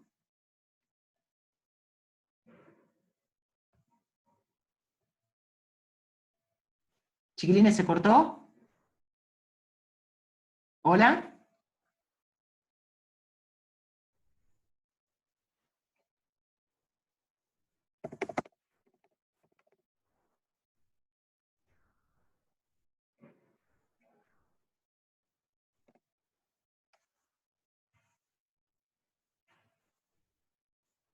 Chiquilines, ¿me escuchan?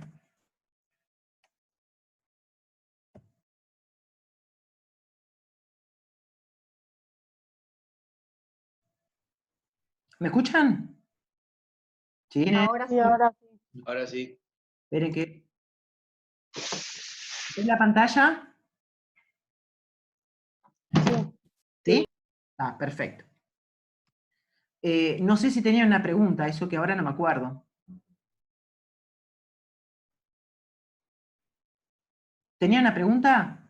Yo había hecho una pregunta, pero creo que le intentaste responder. No, pero no No, que me debiste de escuchar. habíamos visto que estos problemas con los IECA, habías dicho que Sí, sí, sí. Ya me acuerdo. pasaban cuando el paciente se le disminuía la perfusión Renal. renal. Sobre Pero todo si es debido a estenosis arterial, ¿tá? Pero ojo, también puede haber un volumen de depresión, una depresión de volumen, perdón, importante, y quizá pase en un insuficiente renal también, o en un paciente añoso. muchas gracias. Pero sobre todo se da, te digo porque nos ha pasado eso, sobre todo en pacientes trasplantados renales, que no son añosos, son gente joven, y comúnmente cuando fallaban eran por estenosis, ¿tá? Pero bueno, puede llegar a pasar que, bueno, que no haya una buena filtración glomerular. Pero lo que pasa es que acá, si ya tenés un problema renal, como la insuficiencia renal, que es el viejito, o sea, lo estás jorobando más, y ahí ya tenés que bajar la dosis, primero porque esos fármacos se eliminan por vía renal. ¿Sí? Sí. Está. Bien. Entonces, ¿por qué salieron al mercado otros fármacos, como estos todos que habrán sentido, el valsartán, el losartán, todo el relajo que hubo el año pasado, no sé si sintieron o no, pero hubo bastante relajo con el valsartán y este tipo de fármacos, porque estaban, digamos, con contaminaciones, etcétera, y hubo que sacarlos de determinados lotes del mercado. Estos fármacos, sobre todo, actúan antagonizando el receptor AT1. Y por lo tanto van a actuar, acá les puse, están todas las cosas que puede producir la unión de angiostensina 2 con el receptor AT1, antagonizando todo esto. ¿Qué tienen de bueno con los IECA? Quiero decir, con el perfil, digamos, de uno y los otros, que estos fármacos, ¿tá? Acá yo no voy a tener un acúmulo de bradykinin o prostaglandinas con estos fármacos, porque la ECA no la estoy tocando. O sea, yo dejá la ECA tranquila, formate angiostensina 2 y te jorobo por el otro lado, que no se une al receptor. Entonces, como no voy a tener acúmulo de bradykininas o óxido nítrico o prostaglandinas, ¿tá? Lo que yo voy a tener es que justamente no producen tos y tampoco se da el edema, ¿tá? El angioedema. ¿Tá? Los otros efectos pueden ser iguales, ¿tá? En los cuales pueda tener, digamos, hiperpotasemia, obviamente, en los que pueda tener hipotensión, ¿tá? ¿Sí? A su vez, también una de las ventajas en comparación con los otros es que, o sea, como que no me importa cómo se formó la angiotensina 2, ya sea por la ECA o por otras enzimas. La estoy jorobando cuando se une al receptor. ¿tá? Entonces pueden dar más resultados que los IECA. Dentro de estos fármacos tenemos unos cuantos, digamos, la semidad no es muy larga de muchos, pero digamos, son el losartán es el primero que se introdujo en el mercado, él de por sí es activo, pero se metaboliza, tiene un metabolito mucho más activo que él, y de semivida un poco mayor, un poquito mayor de 9 horas, y después vino el mercado el vasartán, el temisartán, Estos son varios ejemplos simplemente, pero la idea es que tengan claro por qué salieron al mercado. Acá están las estructuras químicas. Bien. Otro que disminuye, otro fármaco que disminuye la pre y la poscarga es el nitroprusiato de sodio. El nitroprusiato de sodio, este fármaco, ojo que se administra por vía intravenosa, y se administra por vía intravenosa en emergencia, y sobre todo, porque acá van a ver que hay cianuros por acá, vieron, ¿no? Hay que lo dé muy bien, y no a la exposición de la luz, porque si no se me va a formar cianuro, ¿está? Pero este fármaco se usa en aquellos pacientes en los cuales tengo síntomas congestivos, ¿tá? Por un aumento del volumen intraventricular, por un aumento, digamos, de lo que es la presión intraventricular y la presión capilar, y por lo tanto, disminuir la precarga me hace muy bien, pero a su vez también aquellos que tengan aumento de las resistencias periféricas y disminuido el volumen minuto, y que haya hipoperfusión tisular. Por lo tanto, también me hace muy bien disminuir la poscarga.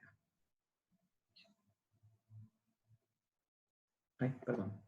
Entonces, dentro de estos fármacos, ¿cómo me van a actuar? Me va a actuar acá, digamos, largando o liberando óxido nítrico. ¿Tá?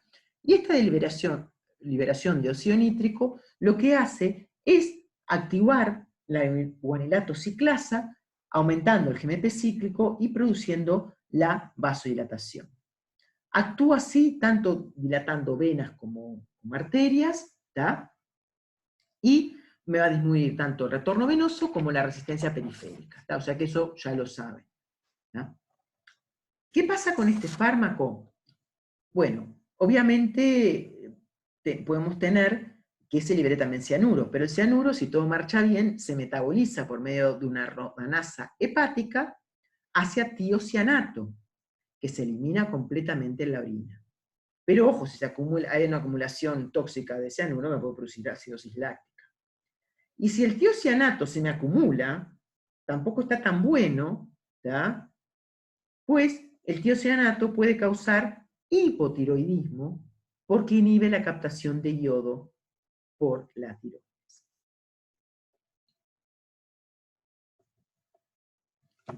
¿Me están siguiendo? ¿Me escuchan, no?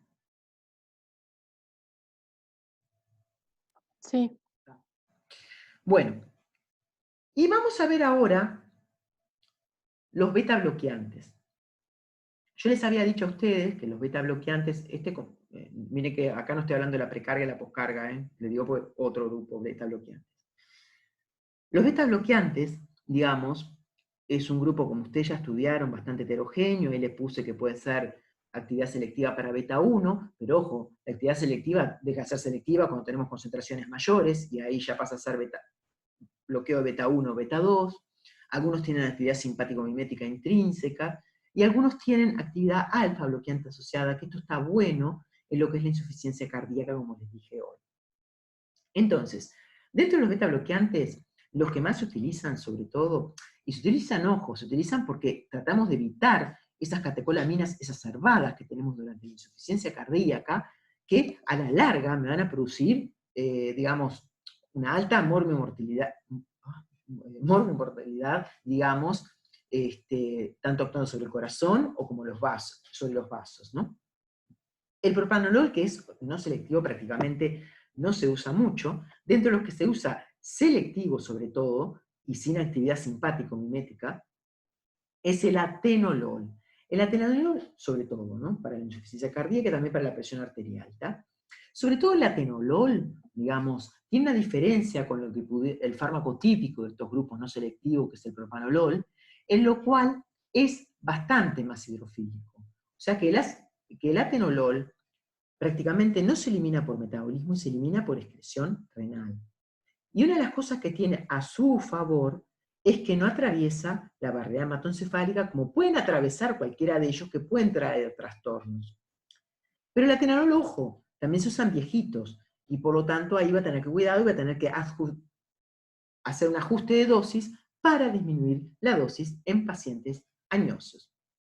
Y otro de los importantes que tiene actividad alfa bloqueante, ustedes ya habrán visto el labetalol, pero a mí el que me importa es el carvedilol, que este sí se usa bastante en lo que es la insuficiencia cardíaca en vez de digoxina. Te voy a decir, no tiene nada que ver con la digoxina, no, pero digo, en vez de digoxina que muchas veces se cambia por el carvedilol.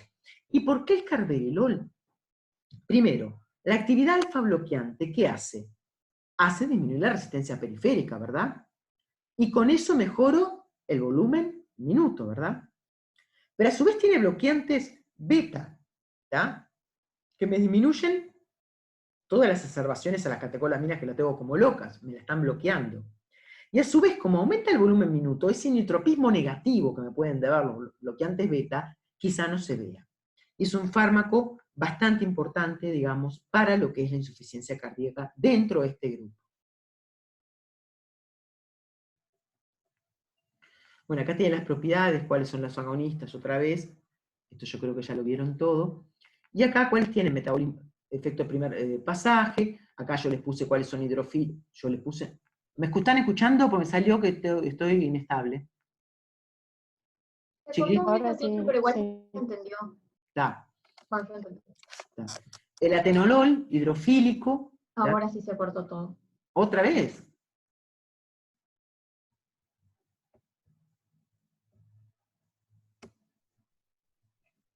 ¿Se cortó? ¿Ahora? ¿Ahora? Se cortó. Se cortó. Sí, ahora sí está muy cortado.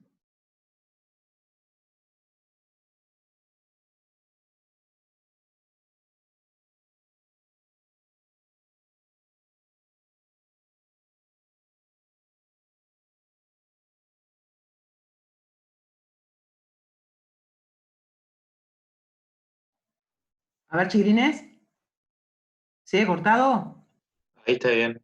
Ahí está bien, sí. ¿Vieron que No, ahora se escucha. Después. ¿Está bien? Sí. Ah, Sí, perfecto. profe. Bien. Entonces, bueno, acá están las características también del carvedilol, ¿ya? Y cosas que pueden pasar, lo vamos a recordar los dos juntos porque ustedes conmigo, porque esto tienen que saber. ¿Qué pasa si yo utilizo un bloqueante? Primero yo quiero, digamos, un beta 1, ¿no? Pero si utilizo un bloqueante no selectivo, beta 1 y beta 2, ¿con qué tengo que tener cuidado?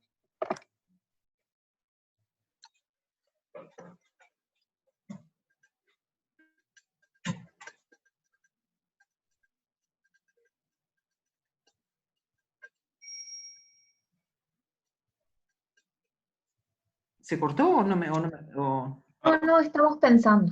Ah, ¿Sería la relación entre bloquear un alfa o un beta o entre los beta? entre los beta 1 y beta 2.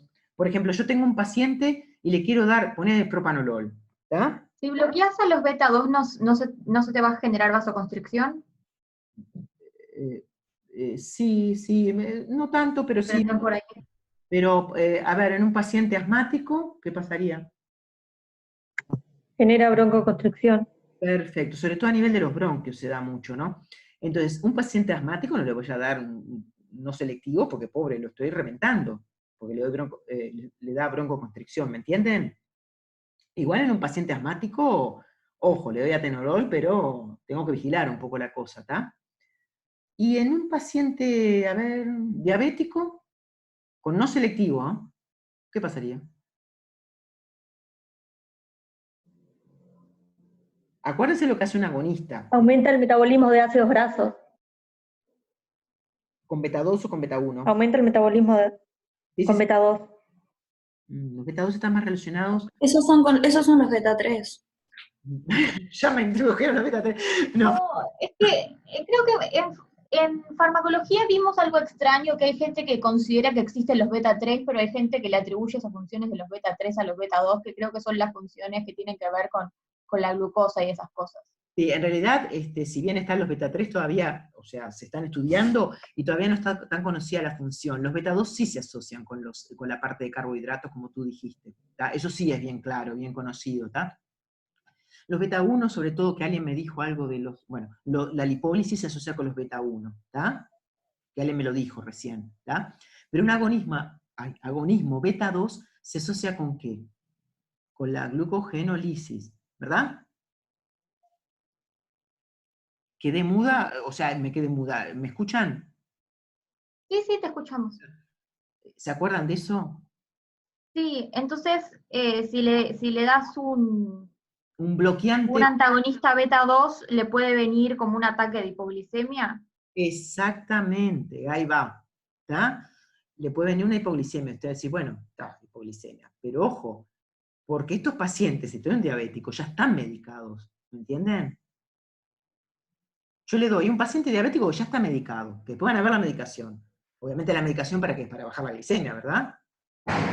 Y yo le doy, ¿tá?, un antagonista no selectivo que me produce hipoglicemia. Puedo llegar a tener un problema de hipoglicemia, ¿verdad? Y a su vez, si yo tengo hipoglicemia, comúnmente el cuerpo no me la deja así pasar. Una hipoglicemia, el simpático me va a actuar haciendo que el hígado, ¿tá?, me reviente el glucógeno para formar glucosa y para contrarrestar eso, ¿verdad? Pero ya acá lo tengo bloqueado. Entonces, se puede exacerbar una hipoglicemia.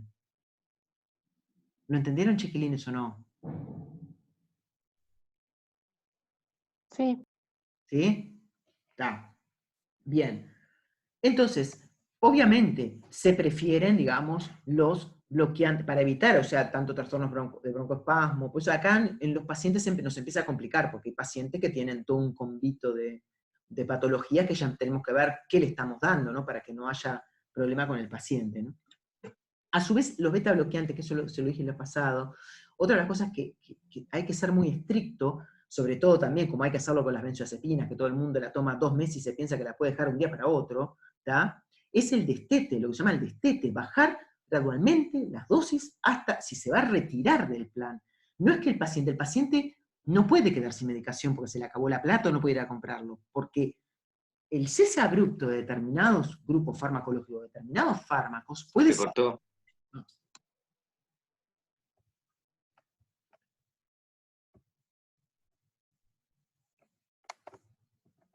¿Ahora?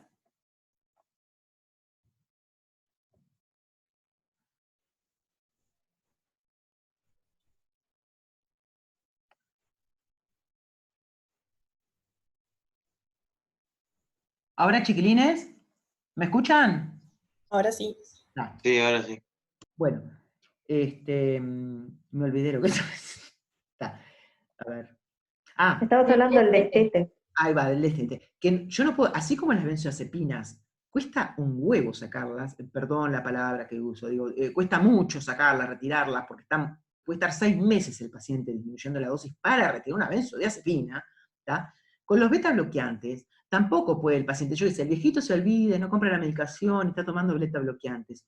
Ojo, no las puede dejar tomar, y también si hay que retirarlos del esquema, digamos, terapéutico, también de a poco, porque si yo estoy bloqueando, en el caso de los beta bloqueantes, ¿cómo actúa el organismo? Yo se los dije en la clase pasada. Actúa que, me estás bloqueando, te voy a hacer más receptores. ¿Me entienden? Entonces, si yo dejo bloquear, voy a tener una exacerbación de los efectos. Si dejo el fármaco rápidamente. ¿Sí? ¿Sí, Pi? Sí. Sí. Bien. Entonces, eso con los beta bloqueantes también a tener en cuenta de dejarlos paulatinamente. Esperen a ver que, si no me olvidé. Bueno, puede ser que me haya olvidado algunas cosas, pero los beta bloqueantes lo vamos a ver bastante en todo el curso, porque lo van a ver en pacientes, así que en las historias de los pacientes. Bien. Esto a mí me voy a interesar ver un poco, o sea, que acá. Esto, ¿por qué me interesa verlo? Porque se los pregunto siempre en los parciales y se ve que, y les digo que se los pregunto y no hay caso, no me lo contestan a veces. Esto es la curva de función ventricular. ¿Se acuerdan que vieron las curvas? Este es un insuficiente cardíaco jorobado, esto es el corazón normal, ¿tá? Entonces, acá están los síntomas congestivos, le puse acá, ¿tá? Y acá de bajo. Estos son cositas que de la inotrópico, tal, AD, diurético, lo que fuera. Pero fíjense en esta curva de función ventricular que está plana, porque me voy acá, un paciente que está jorobado. Si le doy un diurético, tiqui, tiqui, ¿disminuye qué? La precarga, ¿verdad? La presión de llenado ventricular, ¿verdad? Entonces los síntomas congestivos, me saca el paciente de los síntomas congestivos. ¿Mejora el volumen minuto? No. ¿Me entendieron? Sí. ¿Sí? Vieron acá la curvita, el diurético no mejora el volumen. Yo le doy un inotrópico, acá la I, ¿está? Positivo. ¿Qué mejora sobre todo? Como la digoxina, mejora el volumen minuto. Pero no saca mucho al paciente de los síntomas congestivos, porque eso que me dicen que las larailas, no saca casi nada al paciente de los síntomas congestivos. ¿Está? ¿Sí? Ahora, si yo le doy un vasodilatador, y bueno, acá pone, depende del vasodilatador que le dé, pero comúnmente un vasodilatador, por ejemplo, me puede sacar, si es mixto, me puede mejorar el volumen minuto porque me disminuye la resistencia periférica, entonces me mejora el volumen minuto, y si es venodilatador me saca al paciente de los síntomas congestivos, y aparezco con esta nueva curva. ¿Sí? O sea, que si yo hablo de una curva de función ventricular y le digo que le doy un diurético, el diurético la curva la deja igual. Queda aplanada igual. Ahora, si yo le doy un inotrópico o aumenta el volumen minuto, pero quizá no saca el paciente los síntomas congestivos. Pero si yo le empiezo a dar mezclas de, como están acá, ¿tá? Mejora el volumen minuto y saco al paciente de los síntomas congestivos. ¿Sí? Bien. Y acá está un resumen, ¿tá?, de fármacos, digamos, que algunos vimos, otros no, pero que pueden actuar a distintos niveles, reducir la poscarga, la precarga a nitratos, la pos y la pre, digamos, pueden ser los IECA, pueden ser el nitroprusiato de sodio, pueden ser la ARA. Estos sobre todo actúan bajando la resistencia periférica y por lo tanto la poscarga. ¿Tá? Y bueno, y acá ya terminaríamos insuficiencia cardíaca. Tienen un ratito, se me pueden preguntar lo que quieran. Capaz que fue muy rápido, no lo sé.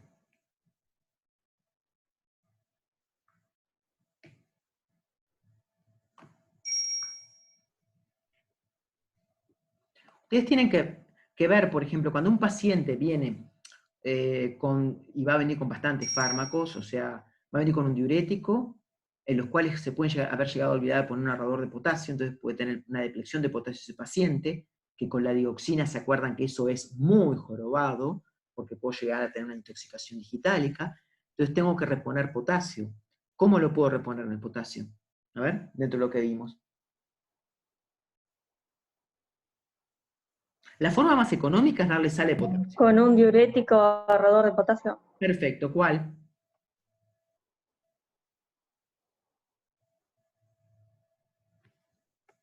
¿Me escuchan? ¿Hola? Sí, sí. ¿Cuál, por ejemplo? Elijan uno, el que quieran. Bueno, les digo yo, espironolactona. ¿Tá? ¿Qué problemas puede tener la espironolactona?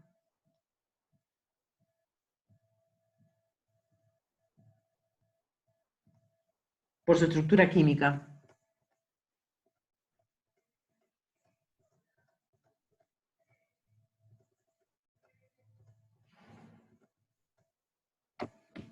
Acá está la espironolactona. ¿Es similar a esta estructura que otros? ¿Qué tipo de hormonas?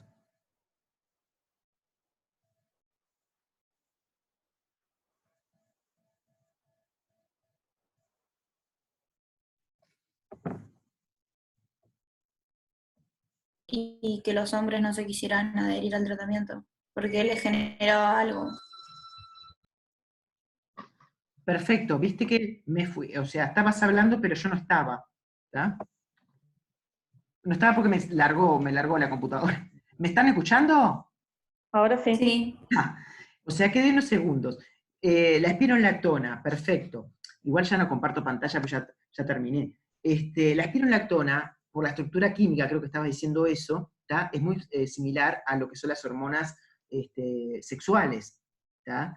Entonces puede traer o lo que son los progestágenos, los estrógenos y los andrógenos. Entonces puede traer trastornos, ¿tá? Sobre todo a nivel del ciclo menstrual de la mujer, y sobre todo a nivel de lo que es ginecomastia en el hombre. Entonces, ¿qué preferirían dar si tengo que dar una de ese estilo? ¿Qué doy?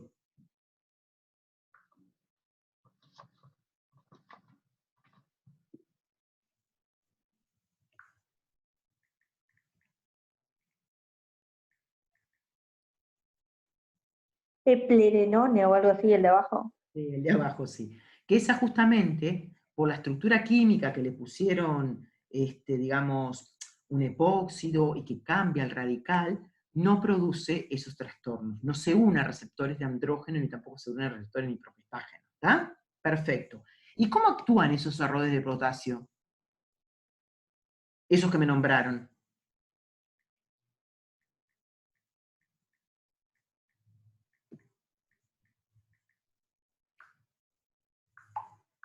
¿No son antagonistas de los receptores de adenosina? No, de aldosterona, perdón. Ya tiene un relajo que me... Ay, no, sí, no, yo estoy mal, estoy muy... O sea, tengo que repasar estos temas, porque es muy intenso esta clase.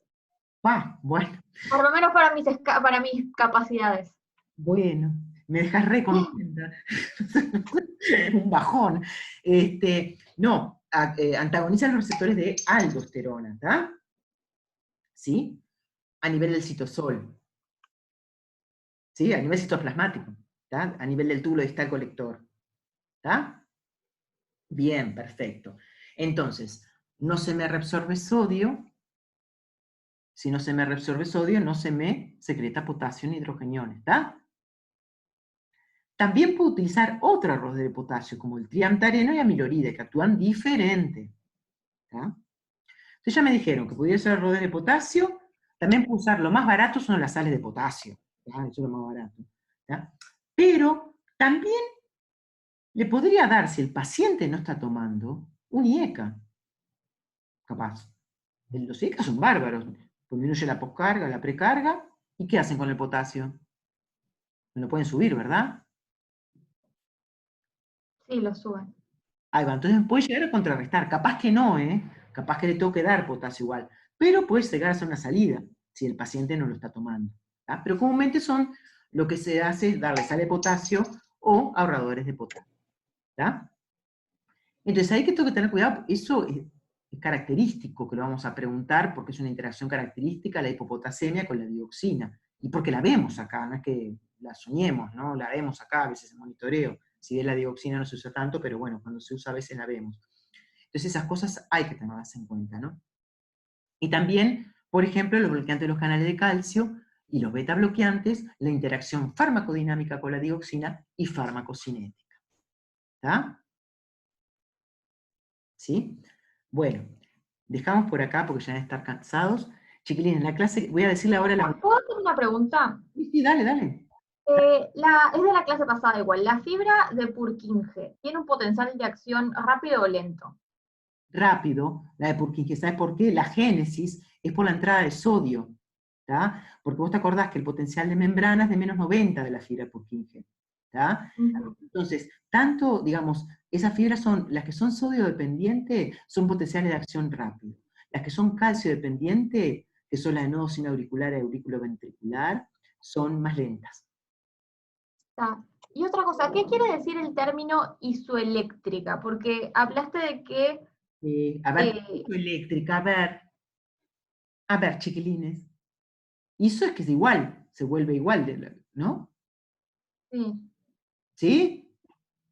Pero como que quedan igual las cargas de ambos lados de la membrana. Que se recomponen las cargas, ¿tá? Viste que en la fibra, si ves los potenciales de acción, vas a ver que las células auriculares, musculares y ventriculares, la fase que sería 4, si querés por nombrarle alguna, ¿tá? Es como, no hay meseta, ¿tá? Es como una línea, y ahí se descomponen, se recomponen, digamos, las cargas que tenía antes. Entonces va a estar la bomba sodio-potasio, ¿tá? Y también intercambiadores sodio-calcio. Ok, muchas gracias. O sea, lo que te hace la bomba sodio-potasio es largarte para afuera lo que entró y entrarte lo que salió, ¿tá? Y ahí recompone, ¿tá? La clase que... yo voy a tratar de que ahora esto ya se los pueda, digamos, dar ahora, digamos, y mandar, quiero decir, todas las grabaciones, porque la clase que viene ya empiezan con Cecilia y empiezan hipertensión, porque queremos ver si podemos hacer hipertensión, angina de pecho y arritmias antes del parcial, y hacer algunos casos clínicos también antes de la... Todavía falta para el parcial, es simplemente que lo digo en mi cabeza para acordarme. ¿Está?